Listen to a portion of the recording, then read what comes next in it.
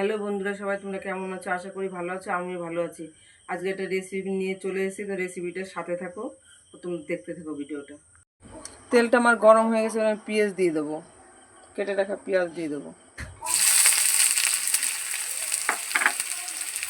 কিমা করা মাংসটা এবার আমি দিয়ে দেবো, মতন লবণ,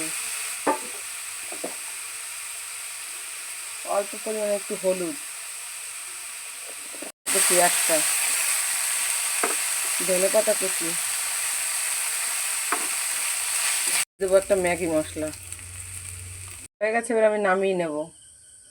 ময়দাটা আমার আগে থেকে মাখানো ছিল, এবার আমি সুন্দর করে ডিজাইনটা করে নেব, তো তোমরা দেখ। এবার রুটিটাকে আমি কেটে নেব।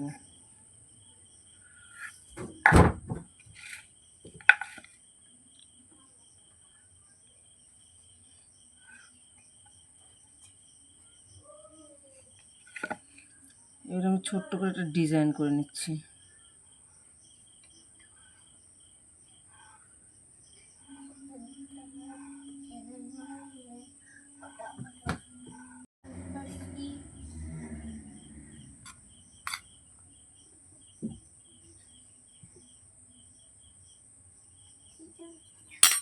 এবার আমি সুন্দর করে রোল করে নেব।